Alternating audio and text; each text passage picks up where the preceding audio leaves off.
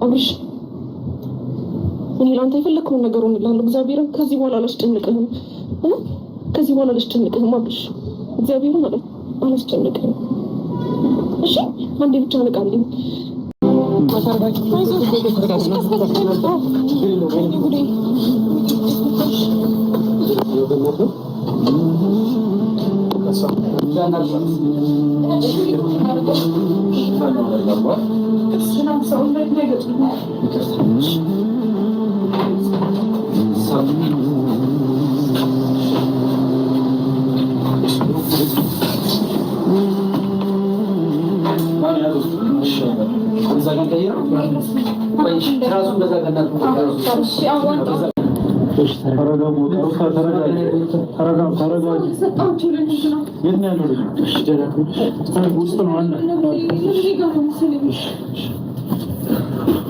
ችግር የለውም ማለት ነው። እሱ ማሳበሻ መሰጣለ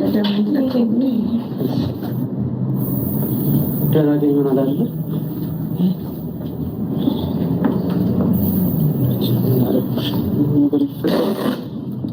ደህና ነው ደግሞ ደህና ነው። ደህና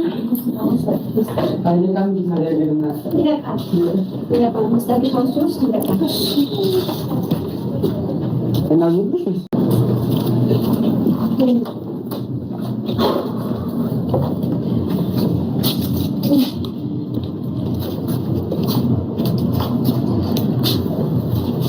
ሌላ ምንድን ነው ከእኛ የሚያስፈልግ ነገር አለ?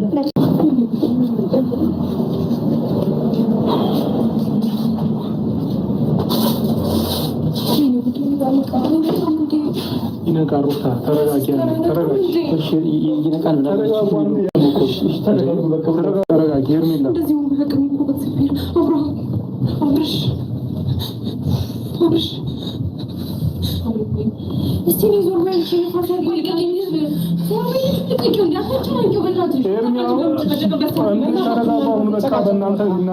መስማት አንፈልግም።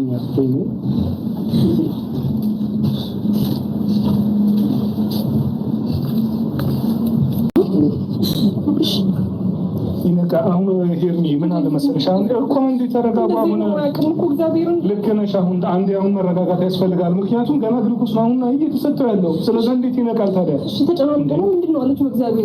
ገና አልታወቀም። እሱን እራሱ ገና ሲነቃ ነው ማወቅ የሚችለው። በእናንተ ክርክር፣ በእናንተ ጭቅጭቅ ልጁ ሌላ ውስጥ ገባ እኮ። ደህና ነበር አይደል? ምንም ደህና አልነበረም ሩታ። አሁን እንደዚህ በቃ እዚህ ውስጥ ማውራት አንፈልግም። አሁን ልጁ ይንቃ። መጀመሪያ ደህና ነበር ትላላችሁ ሩታ፣ አንቺም ደህና ነው ትያለሽ፣ ኤፍሬምም ደህና ነው ትላላችሁ። ግን ደህና አይደለም። እኛም ስትረስ ውስጥ ገብተን ነው፣ እኛም ተጨንቀን እኮ ነው።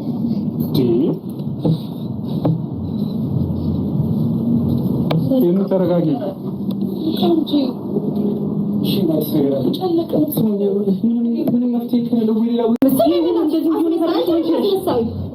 ማስመሳይ አይደለም። ታውቂያታለሽ በደንብ። አንቺ ነሽ እንደዚህ እንዲሆን ያደረግሽው። ከእኔ ጋር እያለ ራሱን ጥሎ አይደለም ምን ሆነ? እናንተ ሴቶች ያማችኋል ሁለታችሁ። ጤነኛ ናችሁ? አስወጪኝ ጊዜ ጤነኛንም ያለበት እናንተ የእናንተ ጭቅጭቅ ነው የሚቀርበው። አልገባያቸው ተረጋጉ እስኪ። አታውቂም ጊዜ ነገር የእሷ ስራ እንደሆነ አታውቂም። ተረጋጉ ሁለታችሁ። አሁን መስማት አልፈልግም። ምን ማድረግ እንዳለብኝ እኔ ነኝ የማውቀው። አንዴ ብቻ ደህና ሁን አብርሃም። ወደ ድሮ ማንነትህ ትመለሳለህ። እሺ ደስተኛ መሆንህን ታሳየኛለህ። ሁሉም ነገር ይመለሳል። ሁሉም ነገር ደህና ትሆናለህ። አስጨነቃል እንዴ? ኧረ ዴቭ ምን ሆናችሁ ነው? እናታችሁ አንቺ እራስሽ ተረጋጊ።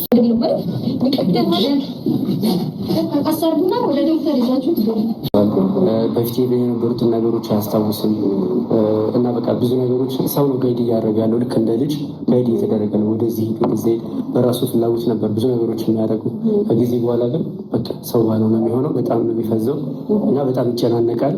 ዛሬ ላይ ራሱ የተፈጠረው ምንድን ነው? እኛ እየተከራከርን ባለንበት ሰዓት ላይ ድንገት የወደቀው